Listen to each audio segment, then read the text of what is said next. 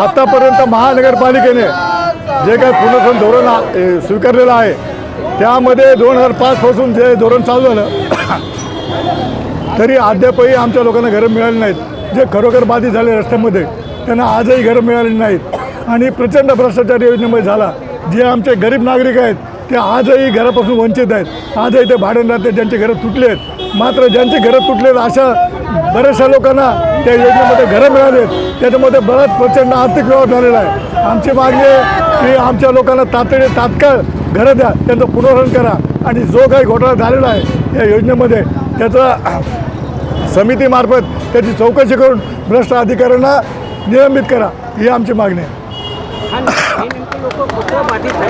हे रेती बंदर दुर्गाडी रेती बंदर साहेब, दुर्गाडी रेती बंदरला जयभीमनगर म्हणून वस्ती होती ती 2005ला महापालिकेच्या दुर्गाडी पत्रीपूल बायपाससाठी तोडली गेली। त्यामधले वंचित लोक आहेत जे 110 लोक आहेत त्यांना अद्यापही घरं मिळाली नाहीत। त्याच्यानंतरच्या लोकांना घरं मिळाली पण ह्या लोकांना मिळाली नाही। त्यांनी वारंवार पत्रव्यवहार करून त्यांनी वॉर्ड ऑफिसरला कागदपत्र सादर करून देखील आणि त्यांच्या हिअरिंग होऊन देखील त्यांचे अजूनही त्यांना घरं मिळाली नाहीत। उलट अधिकारी सांगतात की आमच्याकडून फायली हरवल्या तर मग या गरिबांचं काय, त्यांना घरं त्याच्यानंतरच्या लोकांना घरं मिळाली यांना घरं मिळाली नाहीत। त्यांना घरं मिळावी यासाठी आंदोलन आहे।